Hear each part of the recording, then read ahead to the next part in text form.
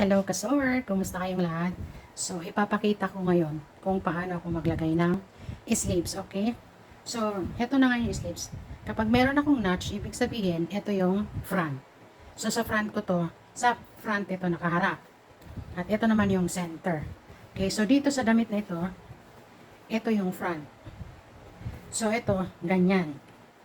Front pareho sila. Yan, ipapasok ko yan. Ito yung center. Tapos dito ko yan lalagay sa center. Ito yung way ko ng pagkabit ng sleeves. So lagyan ko lang ng ano. Yan. Katapos ito, nakikita nyo ba may tahiyan? Ayan, nakikita nyo? So konting hila ko lang dyan. Okay. Yan. Kita nyo, ganyan lang. Tapos dadalhin ko lang siya dito sa itaas. Yan. Konti lang naman yan. Nakita nyo? Yan, ganyan. At dito sa kabila naman, ganun din. Yan, ganyan. Tapos, hihilahin ko lang papunta dito sa center.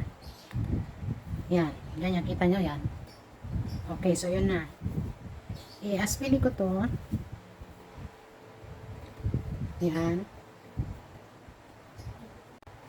Ibalik to rin na natin. Tingnan na natin.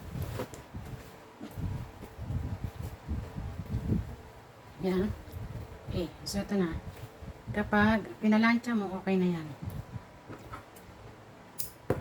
Okay? Ayan.